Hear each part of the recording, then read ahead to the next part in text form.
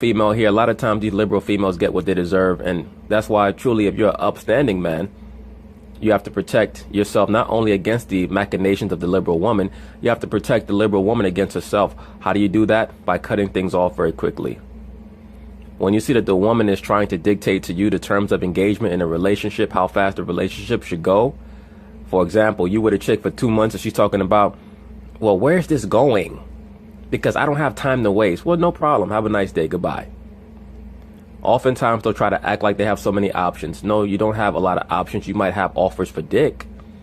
But brothers, let me say this. If you're a high-level man, the female will always try to get back with you when she realizes the mistake that she made. And it's going to be up to you whether or not you want to take her back. Once again, I don't tell brothers what to do. That's up to you. You know that female better than I do.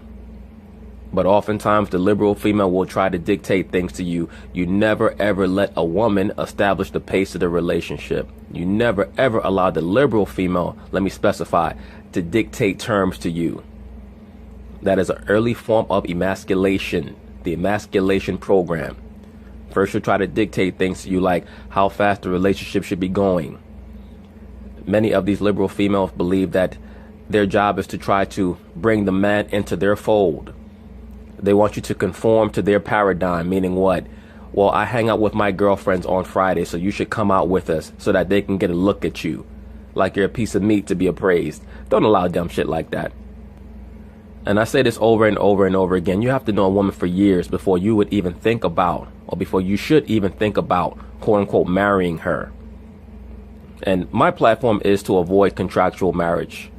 If we're in a relationship, we're in a relationship. If we're together, we're together. If you're someone of any type of spiritual depth, you shouldn't need a contract. The reason why females oftentimes stipulate the contract is as a status symbol to show other people, look, I got a man to quote unquote marry me. All marriage is in this society is a merger of two corporations. That's all contractual marriage is. By the time you meet most of these females, the amount of men that they've been with matches their age. If they're 30 years old, a lot of them have been with 30 dudes. Might sound wild, but that oftentimes is the case. So if you're dealing with the female, I'm not telling you to be a detective and try to find out how many men she's been with, but be observant and understand what her ways are and whether or not this is someone that you want to be with for the long term. You have to know how to categorize the females that you're with. Some are concubines, some are wives. Every woman is not wife material. Like you have a lot of these over-righteous dudes who try to act like every woman is potential wife material. That's why you guys end up being the dudes walking up and down the street talking to yourself, eating out of garbage cans, because you were never taught that you have a fast food joint and then you have a high-class 5-star restaurant. You have to know the difference, because if you don't, you walk into McDonald's and they could charge you the same price for a hamburger as a 5-star restaurant would for a top shelf steak, and you don't want that. Things are going good. In March of this year, I went through John's phone, seen multiple text messages of him texting other girls. I asked John about it. He's like, oh, they're just friends. They just needed someone to talk to. It's not. No such thing as male-female friends, especially if both sides are heterosexual. No such thing. All that is someone they used to fuck, are fucking, or will soon be fucking. That's it. Not like that. Like an idiot, I believed him. Yes, you were an idiot. And you believed him because you liked the ride that he was giving you, and you liked the fact that he agreed to marry you. He told me, he wasn't going to do it anymore, etc. A month later, John texts me while I'm at work. He's like, oh, I can't do this anymore. I can't be in a relationship right now. It's just too much stress. One of his family members was in the hospital, so he's that as an excuse of him pretty much trying to leave.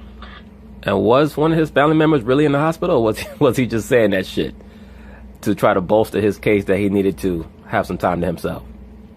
I come home that same day. He needed a person then, if that's the case. Exactly. Allegedly, he needed a person then. That's why I'm questioning whether or not he actually had a family member in the hospital. Exactly.